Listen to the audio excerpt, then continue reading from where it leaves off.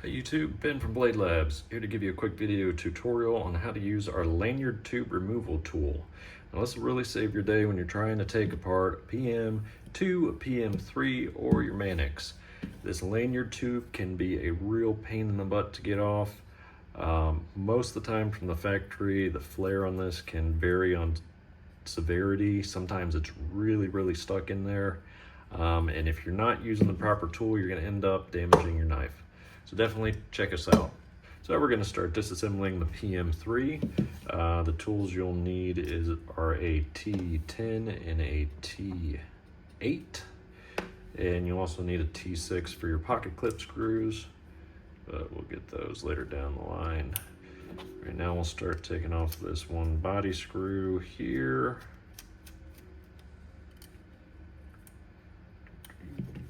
Now we'll take off our pivot screw.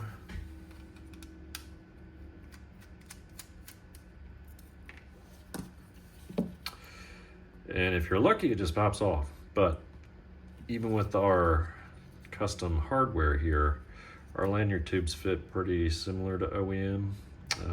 Gives you a nice tight fit, but you can see it's stuck on there. So if you applied too much force, you're at risk of damaging your scales, or you're at risk of damaging your liner. So use this handy tool. What you do is you put the prong end in between the two scales.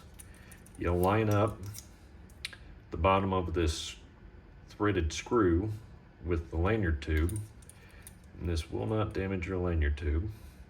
And then start to screw it down.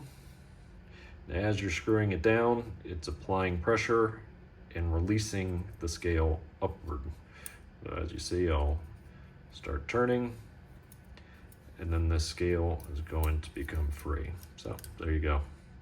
It's as easy as that, guys. So come by our store, check us out, pick yourself up one of these tools.